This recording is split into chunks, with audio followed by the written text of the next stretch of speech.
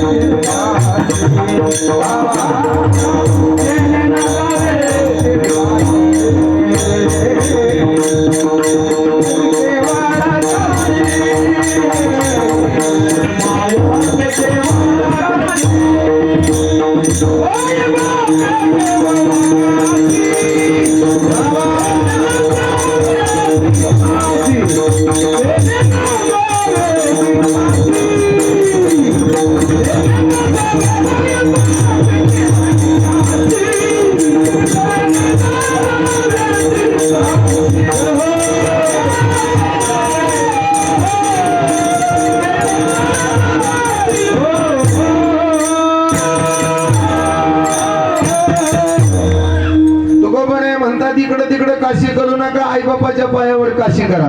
हीच सगळ्यात मोठी काशी आहे. सगळं तीर्थाची धुरे एका माता पितरे तया शिवेशी कीर शिजले ढोलकीचे. पंढरीला गेलेलं कोणाचं कल्याण झालं नाही, काशीला गेलेलं कोणाचं कल्याण झालं नाही, पण आई बापाच्या सेवेनं कल्याण झालं. या जगात उदाहरण आहे महाराज. सार्थक होईल न देहाचे धरून या सतसंग, आई बापाची सेवा करता भेटेल पांडुरंग. आमच्यावर निस्वार्थ प्रेम करणारे या जगात कोण असेल तर ते आई बाप आहे. पण ऐका, आई बापाला सोडून एक मुलगा एका गावामध्ये राहत होता. आई बाप वेगळे, मुलगा वेगळा, देव वेगळा, मुलगा वेगळा. अख्ख्या गावात कोणाला जुमानत नव्हता. त्यानं विचार केला, या जगात सगळं माझे, कारण त्याच्याकडे जहागीरदारी जास्त होती. तो म्हणाला, आपल्यासारखं या जगात मोठं कुणीच नाही, आपल्यासारखा पैसाच कोणाकडे नाही, आपल्यासारखी ताकदच कोणाकडे नाही. त्या गावामध्ये बऱ्याच दिवसापासून सप्त्याला एक महाराज येत होते. तो सगळ्यांना म्हणायचा, हा मित्र माझा आहे, तो माझा, हे माझा आहे. त्याला म्हणले आई बाप, म्हणला आई बापा का लातानी हल्लं तरी आई बाप माझ्याकडेच येणार आहे, कारण त्याला दुसरा पर्याय नाही. इतका नालायक होता. आणि मग तो साधू त्याला म्हणला, मला जरा परीक्षा घ्यावी वाटते. म्हणला काय? म्हणला तुला वाटतं नाही सगळे माझे, एक दिवशी आपण म्हणला प्रयत्न करू. म्हणला तू मेल्याचं सोंग कर, कोण कोण तुझ्या सगळं येते बघ. आणि मग उगाच एका ग्लासमध्ये चांगलं दूध घेतलं आणि त्याला पाजलं. पण त्या साधूनं सांगितलं, तुमच्या पोराला या दुधातलं विष दिलंय आणि मुलगा मेलाय. मुलगा असा वट्यावरती टाकलेला आहे. गाव जमलंय, पै पाहुणे जमले, बहीण जमली, आई बाप आले, सगळे करायला लागले. पण साधू सगळे जण म्हणायचे, मी गेलो असतो तर बरं झालं, त्याला नेलं, मला नेलं असतं तर. उग 80 वर्षाचे म्हातारे सुद्धा म्हणतात, मला ठुलं आणि त्यालाच नेलं. फक्त यमाने म्हणावं लागतं, थांबा आता तू चल आधी, पुन्हा त्याची माती, मग बघा काय म्हणत. आणि मग असं झालं. आणि त्या म्हणायचा सगळे माझे. साधू म्हणले, ऐका, तुम्हाला सगळ्याला एवढं दुःख झालंय, माझ्याकडे एक पर्याय आहे. कुणी एक जण याच्या नावाने एक ग्लास दूध पिलं तर ह्याला जिवंत मी करतो. सगळे म्हणले, मी पितो, मी पितो. पण पुढचं ऐका ना, म्हणले, जो पिणार आहे तो जाणार आहे, मग ही उठणार आहे. कळलं का? हा. आणि मग पहिल्यांदा बायकोला बोलवलं. बायको म्हणजे आता मी घेतलंच असतं, पण म्हणजे तीही गेली आणि मीही गेलो. या बारक्या 6 महिन्याचं कोण सांभाळील? आई बाप आले. आई बाप म्हणले सगळंच खरंय, म्हणले आम्ही घेतलं असतं, पण या सुनाला नेल्या करायला आधार कोण देणार आहे? मित्र पाहुणे मंडळी म्हणले आम्ही घेतलं असतं, पण याच्यासाठी आम्ही आमच्या घराचं वाटोळं का करू? सगळ्या जगानं उडवा उडवीची उत्तरं दिली. आणि मग शेवट साधू म्हणले कुणीच घेत नाही ना, मी घेतो. सगळेजण म्हणले घ्या. म्हणजे लोकाला वाटतं फक्त दुसऱ्याचं घर जाळावं आपलं. लोक फक्त वाईट झालं का साधूला नाव ठेवते, चांगलं झालं का म्हणते पट्ट्याच्या जेव्हा झाले. आणि मग ते साधू म्हणले मी घेतो. मुलगा म्हणला उठला, त्याचे मेलेलं होतं ना ते उठलं आणि म्हणला साधू घेऊ नका. आज कळलं म्हणलं मला माझं कोण आहे ते. आज नाही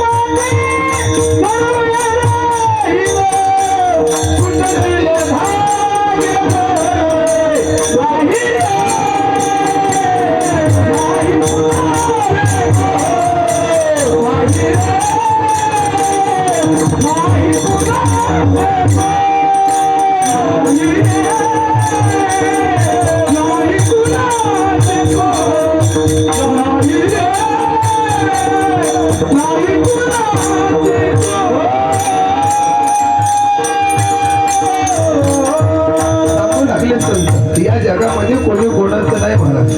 बहीण कोणाची आहे, भाऊ कोणाचा आहे, आमचं कोणाच नाही आहे जगात महाराज. फक्त आमचं शरीर चालतंय, अंगामध्ये ताकद आहे, तिला घेतलं तरी आमच्यावरती प्रेम करणारी मंडळी महाराज. नाहीतर शेवटी आम्हाला एकट्याला जायचं आहे, तिला लोकांमध्ये आमच्यावरती निस्वार्थ प्रेम करणारं कोणी नाही महाराज. जवळ झाले मोठा धंदा तर बहीण म्हणजे दादा, दादाचं चांगलं असलं तर बहीण दादाच्या दाराला जाते, बहिणीचं चांगलं असेल तर दादा बहिणीच्या दाराला जातो. ज्या दिवशी वेळ आली ना त्या दिवशी आई बाप सुद्धा सोडवत नाही महाराज. जगाचा मालक श्रीकृष्ण परमात्मा कालियाच्या डोहामध्ये पडला गेला. नंद राजा तिथं, यशोदा आई साहेब तिथं, यशोदा म्हणते कन्हैयाला वाचवा, पण एक पाऊल मागे टाकते का? आज काळाचा तुकडा नंद राजाचा आणि यशोदेचा त्या कालियाच्या डोहात आहे. वाचवा म्हणते पण एक पाऊल मागे टाकते आहे. आई नाही, भाऊ नाही, बहीण नाही, या जगात आमचं कोण नाही. फक्त सुखाचे दिया घेतल्याचे म्हणून तुकोबऱ्या म्हणतात आपण वाचो पहिलं जग हे सुखा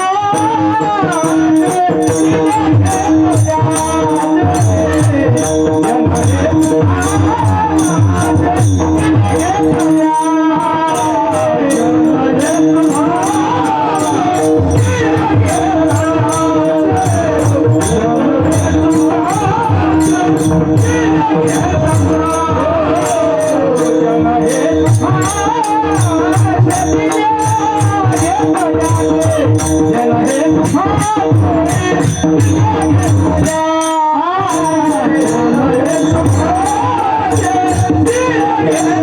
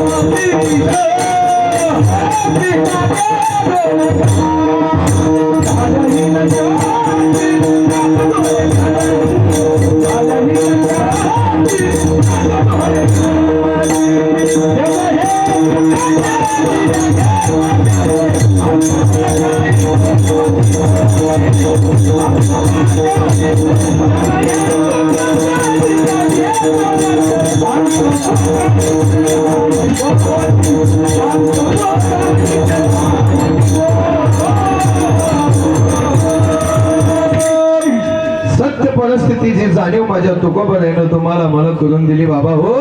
ही लोक फक्त सुखा दुःखात आहेत आमच्याकडे, पण अंत काळाला कोणी नाही महाराज. एक शब्द सांगून घ्या, ऐकून घ्या माझ्याकडनं, फक्त वेळ कमी म्हणून पुढे येतोय. एकाच दिवाळीला नाही तर रक्षाबंधनला फक्त बहिणीच्या ताटात हरिपटाचं पुस्तक टाका. फक्त एका दिवाळीला नाहीतर रक्षाबंधनाला कोणतेही टाका. तसं पाहिलं तर हरिपाठ वाचल्यानं बहिणीचं कल्याण होणार आहे, साडीनं नाही.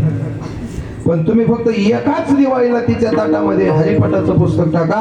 उभ्या आयुष्यात तिनं तुमच्याकडे तोंड केलं तर मला विचारा, ती पाठच करणार.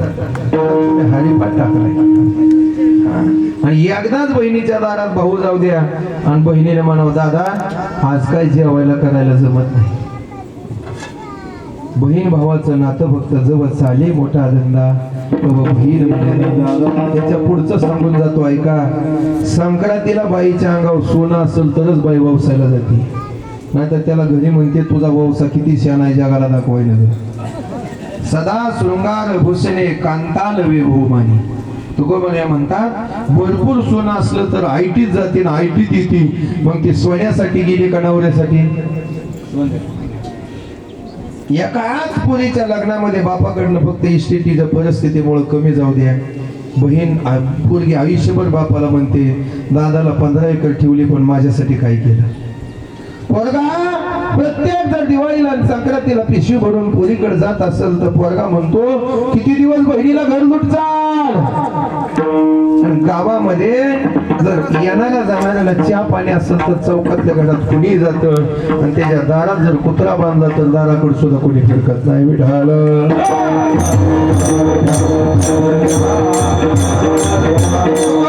काय गरज आहे सांगण्याची. तुकोबराय म्हणतात हा देह मिळालाय, माझं माझं म्हणण्यामध्ये वाया घालवू नका. हे तुमचे कुणीच नाही, हे फक्त तुमच्याकडे सुख आहे, तुमच्याकडे दिलंय तर तुमच्या दारामध्ये त्या दिले घेतले तर शेजी नाही तर तोंडवाशी महाराज नाही. या जगात आमच्यावर प्रेम करणारं कोणीच नाही, या जगात आमच्यावर प्रेम करणारं कोण नाही. म्हणून तुकोबराय म्हणतात हे म्हणा या माया जाळामध्ये गुंतू नको बाबा. अरे मामा आई करे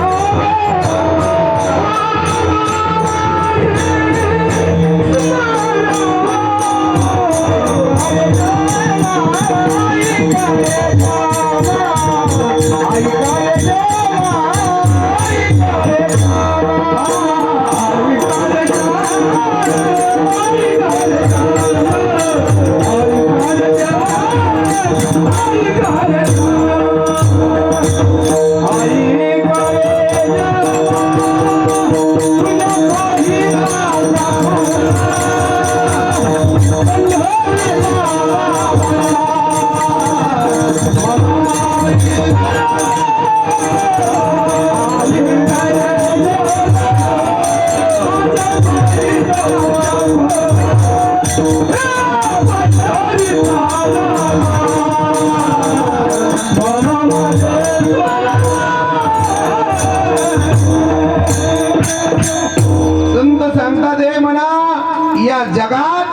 तुमचा कोण असेल तर तो पंढरीचा राहणार, म्हणून त्याचं स्मरण करत जावं महाराज. म्हणून माझे तुकोबऱ्या दुसरे एका अभंगामध्ये म्हणतात, नको नको मना गुंतो माया जाळी. या माया जाळ्यामध्ये गुंतू नका बाबा. का ते फक्त तुझ्या कबरीपर्यंत आहे. हा, जोपर्यंत काळ जवळ येत नाही तोपर्यंत आहे. हा, सोडविना राजा देशीचा चौधरी अनेक सोयरी भली भली. सोडविना बंधू पाठीची बहीण शेजेची कामीन दूर राहील. आम्हाला कोणी सोडवित नाही महाराज. हा, बहीण सोडवत नाही, बायको सोडवत नाही. उलट एक सुभाषितकार सांगतात बघा, धनानी भूमो पश्वश गोष्टे भार्या गृहवादे धनस्वचान देहचिताया परलोक मार्गे कर्मानुवचन जीवय.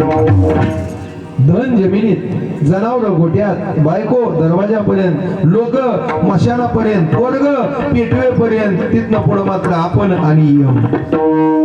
आपलं कर्म कर्मानुगच्छन्ति जीवयः. हा, आम्ही कमवलेलं किती धन असू द्या, कुठं राहतं?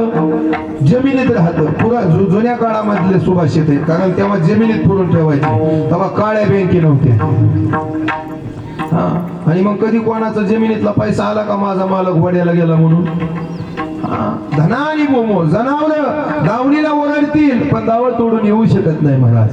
हा, या जगात फक्त एकच प्राणी माझ्या छत्रपती शिवाजी महाराजांच्या सोबत गेला, त्याचं नाव वाघ्या नावाचा कुत्रा. जे जनावराला कळलं ते माणसाला नाही कळालं. आजही जेवढं बेबीच्या देठापासून बैल मालकासाठी हुंबारतो ना, तेवढं जगात कोणीच हुंबारत नाही. बैलाचं प्रेम होतं मालकावर. कारण भल्या पहाट जुन्या काळाचा शेतकरी त्या बैलाला रानामध्ये चालायला घ्यायचा. भल्या पहाट अंगावर हात फिरवायचा, तर त्या जनावरानं कधी उभ्या आयुष्यात मालकाशी गद्दारी केली नाही. पण ज्या आई बापानं पोटातही हात फिरवला, बाहेरही फिरवला, 20-21 वर्षाचा होईपर्यंत सांभाळला, त्याला मात्र सगळ्याच नालायकांना लाथा द्यायला सुरू केला. विठ्ठल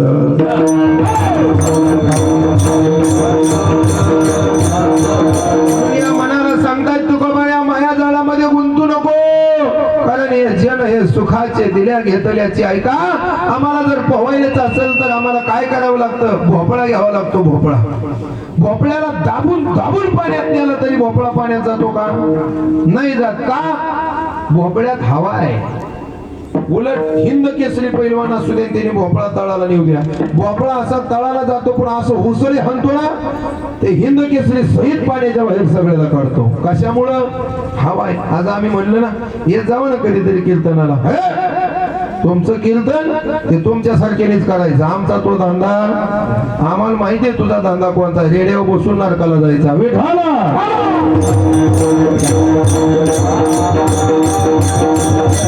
आज आम्ही देवाचं भजन नाही केलं तर आमचा जन्म वाया जातो. माझ्या तुकोबऱ्या म्हणतात, नाही तरी गेला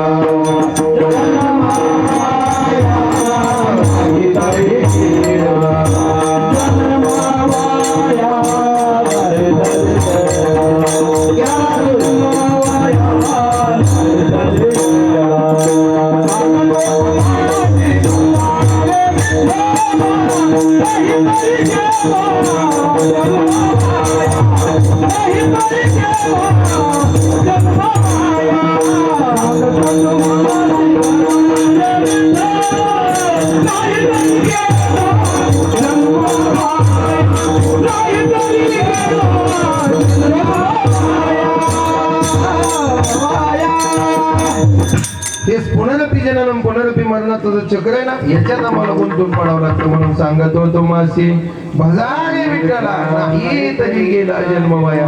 पण आमच्या आज परमार्थाच्या आमच्या मध्ये कोण येत असेल तर ही हवाच येते महाराज. ही माझी आहे, तो माझा आहे, हे सगळं माझं आहे. आणि म्हणून लोक म्हणतात आता देवाचं काय काम आहे. म्हणून ही हवा काढण्यासाठी तुकोबराय म्हणतात, हे तुम्हाला जेव्हा कळल तेव्हा तुमच्या हातात वेळ नसेल का, त्यावेळेस मात्र अंत हे काळीचे. हे सगळं करतील. काय करतील? गेला पाहुण्याला फोन लावतील, लवकर या, 2 तासात उरकायचे. किती तासात? आणि मग ज्या पाहुण्याला कधी आयर आणला नाही ती येताना 3.5 मीटर पांढर कापड आणते. ज्यानं उभ्या आयुष्यात कधी चांगल्या नजरेनं पाहिलं नाही ती फुलाचा हार घेऊन येतोय. ज्यानं उभ्या आयुष्यात कधी आमच्या दाराला आला नाही ती येताना खायला घेऊन येतोय. का दगडाला ठेवायला होईल येड्या जिवंत होतोपर्यंत ताटात वाढलं असतं तर खाल्लं असतं हे सगळे लोक एकत्रित येतात आमची इस्टेट बाहेर काढतात आम्हाला नेहतात पेटवतात आणि कडुगास काढून कामाला लागतात कोण आहे महाराज आमचं आम्ही गेल्याच्या मागे जग बंद पडत नाही फक्त आम्ही मरून बघत नाही नेमकं काय होते सत्य परिस्थिती आम्ही म्हणतोय मी आहे म्हणून घर चालतंय तू फक्त बघ म्हणून तुझ्यापेक्षा चांगलं चलल तू आहे म्हणून अजून तरी किटकिट होती घरात पण तू गेल्यावर आजी आनंद उडे आजी आनंद उडे एवढा आनंद आहे फक्त आम्ही मरून बघत नाही आता सध्या एक उदाहरण सांगतो पुढे चलतो कोंडा महाराज बरं का लय तोंडाला आले आता मला काय दम निघाला बरं का आता सध्या 25 रुपये भाव आहे कशाला केळीला कसा आहे 25 रुपये लावलेल्या चौथ्या दिवशी ड्रिचिंग असते लावलेल्या चौथ्या बघ काय काय जणांची ड्रिचिंग लावणं सगळंच असतं पुन्हा त्याला कॅल्शियम बोरान 1840 1026 मॅग्नेशियम बरं त्याला लय काय काय सोडावं लागतं पानं करपायला लागली करप्याची फवारणी बरं वाढत नाही मग आता 05234 बरं का 13-045 मग मुळी बंद पडली मग त्याला आता काय ते मायक्रोजा एक आलंय बघा मोठं औषध कसली मुळी त्यानं चालू होती मायक्रोजा बरं का हे सगळं सोडत येत असं रोज एका बोटाने केळी वाढली पाहिजे किती रोज एका बोटाने वाढली पाहिजे त्यांना वाटतंय सकाळी लावली का संध्याकाळी तोडा यावा आणि पाट तर खात्यात जमा व्हावा एवढा नालायक कोणा लोकांचा दोमच नाही मला मी म्हणतो आता अशी जर शेती पिकवायला लागली तर पोरांना दगड सुद्धा पिकायची नाही ते आपल्या शेतीला दमच नाही जुन्या काळात असं बी टाकलं तर ज्वाऱ्या 50-50 क्विंटल व्हायच्या का जमीन 6 महिने तापायची म्हणून आणि मग हे सगळं केलं त्या केळीला वाटतं काय माझ्या प्रेम आहे मालकाच हे दिवस पेल नाही बायकोला सांगितलेलं सामान नाही पण पट्ट्याची बॅग कधी बंद नाही कोणाला वाटतंय केळीला मालक एक दिवस घरी झोपत नाही पण माझ्या एका पट्ट्यातनं हिंडल्याशिवाय प्रत्येक केळीच्या झाडाकडे बघतोय ह्याचं बरं आहे का ह्याचं बरं आहे चला पुढं ह्याचं बरं आहे का अशा सगळ्या मिठ्या मारते प्रत्येक झाडाला रोज बघत आहे आणि मग ते असं भडात येतं गड असा निंगोल होतो असा तोडाय जोगा येतो आणि मग या पारी बघायला आल्यावर त्याला वाटतं वा आजपर्यंत मालक होता होता आज या पारी बी आला आणि मग गाडी यावा आणि मग मालक येताना मालकाने हातात कोयता आणावा ते मला आजपर्यंत माझ्या एवढं प्रेम करणार कोयतं कशासाठी घेऊन आलंय आणि मग त्या बिहारीने म्हणावं काटू क्या आणि मग त्याला कळालं ह्याचं प्रेम माझ्यावर नव्हतं ह्या घडावर तशी लोक बी आमच्यावर लय प्रेम करतात प्रत्येकाला वाटतं माझ्यावर लय प्रेम आहे माझ्यावर लय प्रेम आहे तुझ्या घरात पैशाचा घोड आहे म्हणून लोक तुझ्या दारात म्हणजे त्या केळीवर आमचं प्रेम नव्हतं आमचं प्रेम कोणा होतं घडावर होतं तसं जग आमच्यावर प्रेम करत नाही आमच्याकडे असलेल्या इस्टेटीवर प्रेम करतंय आमच्याकडे असलेल्या ताकदीवर प्रेम करतंय आमच्याकडे असलेल्या वैभवावर प्रेम करतंय एक दिवस तुमचं दलिंदरी अवस्था येऊ द्या कुत्र सुद्धा दारावर येत नाही माझ्या तुकोबाऱ्याच्या दारात येणारे लोक ज्या दिवशी दिवाळं निघलं त्या दिवशी कुणी दाराकडे फिरकडा तुकाराम महाराजांचा तुक्या झाला महाराज याचं एकच कारण आहे हे लोक आहे तोपर्यंत जगू देत नाही मेल्यावर जळू देत नाही जन हे सुखाचे दिल्या घेतल्याचे अंत हे काळीचे नाही कोणी तुकोबाऱ्याला साधक म्हणला हे समाजातली कुटुंबातली सगळी माझीच आहे तुकोबाऱ्या म्हणजे जोपर्यंत शरीरात ताकद आहे तोपर्यंत तुझी आहे ज्या दिवशी शरीरातली ताकद जाईल त्या दिवशी रांडा पोरं सुद्धा तुला सोडून जातील अभंगाचं रूप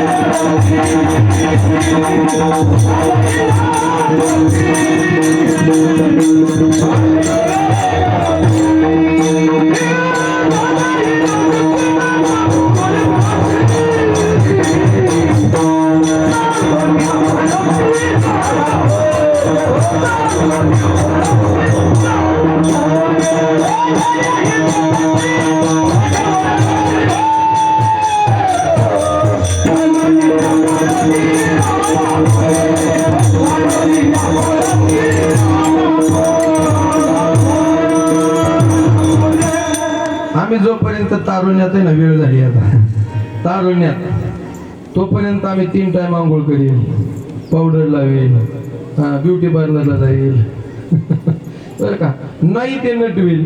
पण ज्या दिवशी हातातली ताकद गेली ना, त्या दिवशी नाकावची माशी सुद्धा आणू शकत नाही.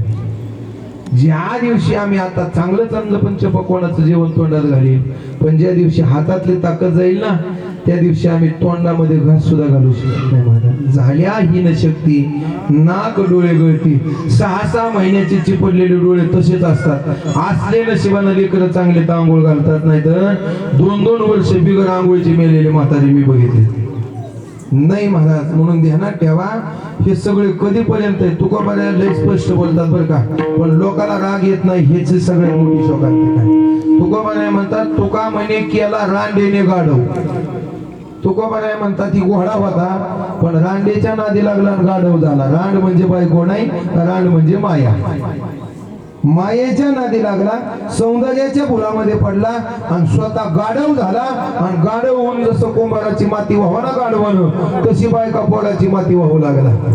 ते वाल्या कोळी म्हणायचा, पट्ट्याच्या दुखात सगळे भाग येते. नारद म्हणला, एकदा बायकोला विचारणी माझं पाप भोगशील का म्हणून. ते म्हणले, अय तुम्ही केलंय, तुम्हीच बघायचं. आणि मग वाल्या कोळ्याचा वाल्मिकी झाला. याला कळावं महाराज. आम्ही नुसतंच म्हणतोय आपण गेल्यावर आपली जगत नसती, ती जगत नसती, 10 वर्ष आगाव खात असते. तुझ्या कार्य स्वयंपाकामुळे ती 10-5 वर्ष कमीच बनतली. कारण तिला कोणा एकटीचं पोट राहिलं. सगळ्यात मोठी आज कोणाची असेल ना, तर तिची आहे महाराज. तू का म्हणे, जिताची केला गाढव आणि मेल्यावरी नरका गेला. आतापर्यंत जिवंतपणे जर आम्ही देवाचा चाकर नाही झालो, तो देव येणार काय मरताना आमच्या जवळ रेड्याला पाठवतो. येताना असं नाही, यमदूताला पाठवतात, हातात चाबूक घेतात आणि मग त्यांना मारायला झोडायला सुरुवात करतात. महाराज मारी ती झोडी ती मारी ती तोडी ती झोडी ती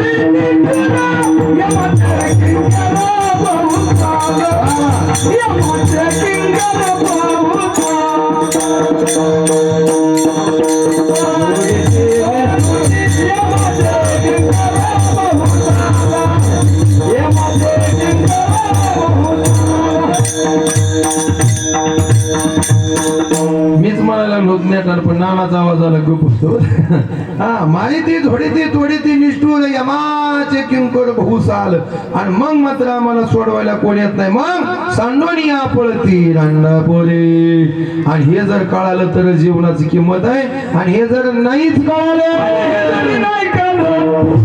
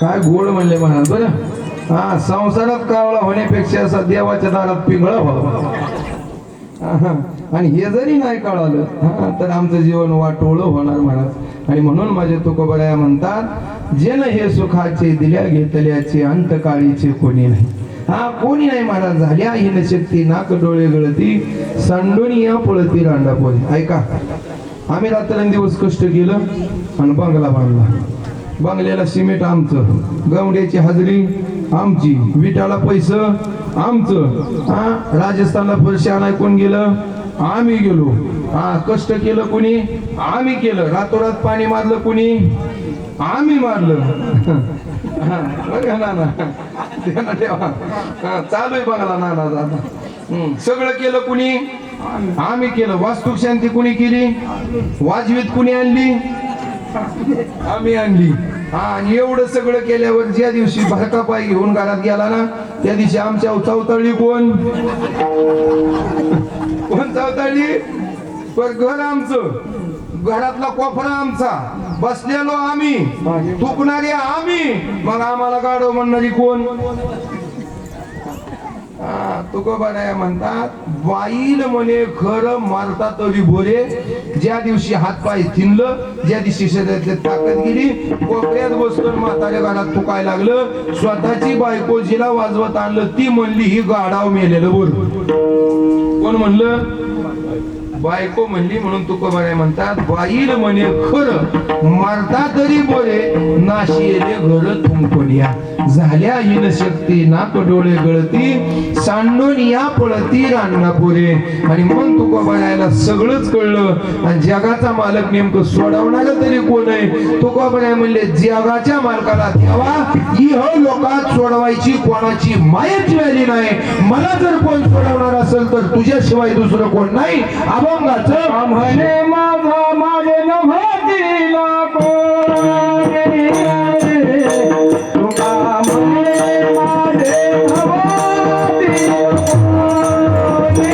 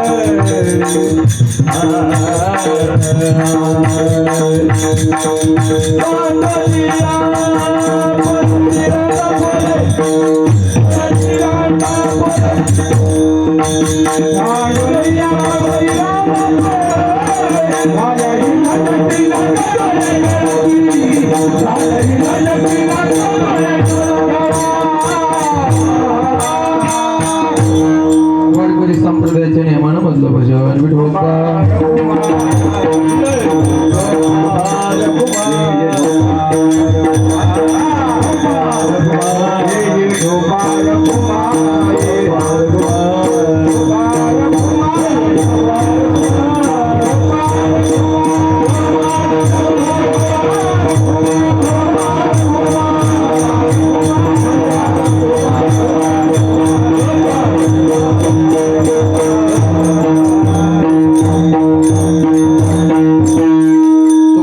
देवाला म्हणतात तुका म्हणे मज नवतील कोणी तुझं चक्र पाणी वाचून हे देवा तुझ्याशिवाय यह लोकांमध्ये या जगामध्ये मला सोडवणारं कोणी सुद्धा नाही देवा.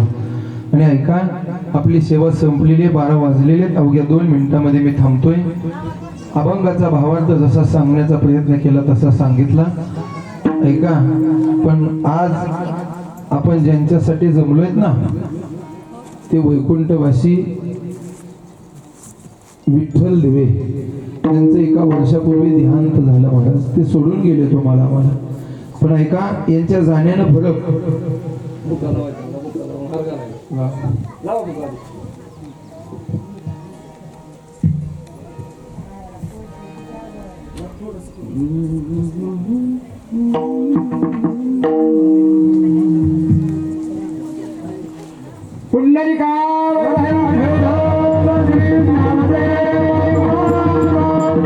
पंढरीनाथ भगवान की जय. इकडे बघा इकडे बघा हरण हात लावा तिकडे बघा. विठ्ठल विठ्ठल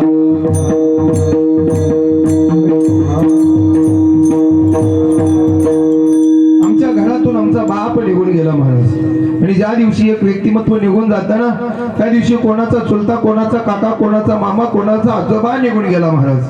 पण त्यांना तेव्हा ज्या दिवशी एक बाप निघून जातो ना त्या दिवशी घराचा पाया कसतो महाराज. ज्या दिवशी बाप निघून जातो त्या दिवशी सूर्य मावळतो जीवनामध्ये कायमचा अंधार पडतो. रुपया आपल्या जीवनामध्ये कमवावं आपल्या लेकरासाठी जगावं. बाप करी जोडी लेकराचे ओढी आयुष्यभरामध्ये फुटकी रुपयाची कवडी जर कोणासाठी जमत असेल तर ते बाप आपल्या लेकरा बाळासाठी कमवत असतो. माझ्या लेकीचं लगीन मला ताटात करायचंय. माझ्या मुलाचा संसार मला मोठा करायचा आहे. अरे वाढलेली दाढी डोक्यावरचा फेटा तो बाप दारात बसलेला असाल तर वाईट शक्तीची ताकद नव्हती घराकडे पाहायची. आज बाळा भिवू नको संकट आलं तर मी आहे जीव द्यायला सुद्धा तुझ्यासाठी तयार आहे. तुका म्हणे नेदी गाजू अनेकाशी उदार जीवासी आपुलिया असा म्हणणारा बाप कायमचा निघून गेला. एका आईच्या जीवनातलं सौभाग्य निघून गेलं महाराज. ज्याच्या नावानं कपाळाला कुंकू लावलं ते कपाळ रिकामं झालं. ज्या गळ्यामध्ये मंगळसूत्र घातलं ते गळा रिकामा झाला. ज्या पायामध्ये जोडवी घातली ना ते जोडवी ते पाय रिकामे झाले. जगण्यातला अर्थ जमला. एका मुलाच्या जीवनातला आधार गेला. आणि 2 मुलींच्या जीवनामध्ये सासरला जगत असताना सुद्धा माझा बाप जिवंत आहे असं म्हणणारा बाप निघून गेला. पोटात वागवते तिला आई म्हणावं पण काळजात वागवतो त्याला बाप म्हणावं. घरातला आई तेवढं पिशवी भरून देते ती आई असती. पण पिशवी जर 4 बोटानं खाली आली तर घराच्या पुढे चालत जाऊन जावयाच्या हातात 500 देतो सांगतो जावई बुवा पिशवीतनं सांडस तोड खायला घेऊन जावा आणि लोकाला कळू द्या ज्या ती पोरीच्या पिशवीतलं खायला लांबून दिसतोय त्या ती नक्की या पोरीचा बाप माहेरामध्ये जिवंत असावा. एवढं प्रेम या जगात कोण करत असेल. आज बापा मुलाच्या जीवनातला बाप गेलाय. आईच्या जीवनातलं सौभाग्य गेलंय आणि मुलीच्या जीवनातलं माहेरातलं कायमचं प्रेम निघून गेलंय. कधी आलेस तर दारात चप्पल असा असायची, कुठेतरी वाळत घातलेलं धोतर असायचं, पोरच्यात बसलेला बाप असायचा. पण आज पाहायचं म्हणलं तर ना बाप आहे, ना बापाची चप्पल आहे, ना बापाचे कपडे आहे. उभ्या आयुष्यात घडला तरी हा बाप पुन्हा आयुष्यामध्ये कधीच मिळणार नाही. महाराज ही शोकांतिका आहे. ज्या दिवशी बाप गेला त्या दिवशी जीवनातलं सर्वस्व गेलं. या कुटुंबातल्या 2 नातवांच्या जीवनातला मित्र नावाचा आजोबा गेला आहे. या कुटुंबामध्ये झालेली पोकळी पंढरीचा पांडुरंग आला ना तरी भरून निघू शकत नाही महाराज. म्हणून मेल्यावर प्रेम करण्यापेक्षा म्हणताना जिवंत आहे तोपर्यंत प्रेम करा. माझ्या चोखोबरायाचं देहांत झालं. 5 वर्षाचा कर्म मेळा अवघ्या 5 वर्षाचा. आणि आई सोबत लेकरू पंढरीला आलं. जगाचा मालक रडू लागलाय. काय रडताय? पांडुरंग म्हणतोय मला जर 5 वर्षाच्या कर्म मेळाने विचारलं हे देवा माझा बाप कुठे तर काय सांगू? रुक्मिणी म्हणते तुम्ही होणार त्याचा बाप. कर्म मेळाने विचारलं माझा बाप कुठे आहे? त्यावेळेस पांडुरंग म्हणतोय कर्म मेळा आजपासून मीच तुझा बाप आहे. माझा तुम्ही बाप आहे. पण ऐका ना, माझ्या बापानं 4 दिवसाचे शिळे तुकडे ताकात भिजवून खाल्ले, तुम्ही खाल? माझ्या बापाने माझं पोट भरलं म्हणून लोकांच्या दारात जाणून लाकडं फोडली, तुम्ही फोडाल? अरे माझ्या देहाला पोचण्यासाठी माझा बाप घरघराला वणवणा फिरला, तुम्ही फिराल का? आता मात्र जगाचा मालक रडू लागला आणि सांगू लागला आत्म्याचा बाप मला होता येतं पण शरीराचा बाप होता येत नाही. जगी ऐसा बाप बाबा ज्याचा वंश मुक्ती सुजावा. असा बाप आहे लेकरासाठी जीव द्यायला सुद्धा माग पुढं पाहत नाही. असे विठ्ठल बुवा निघून गेले आणि जीवनामध्ये पोकळी निर्माण झाली. महाराज हीच जीवनामध्ये सत्य घटना आहे की गेलेला माणूस पुन्हा कधी येत नाही आणि त्याची आठवण आली तरी आम्ही काहीच करू शकत नाही. हे जीवनातलं अंतिम अंतिम आणि अंतिम सत्य आहे. म्हणून आहे तोपर्यंत माई बापाची सेवा, देवाची सेवा, साधू संतांची सेवा आणि जिवंतपणे कर्तृत्व मेल्यानंतर हे कर्तृत्व या मुलानं नातवांना केलं. हे त्यांच्या पायावर समर्पित करून सेवेला पूर्ण विराम देऊ. ज्ञानेश्वर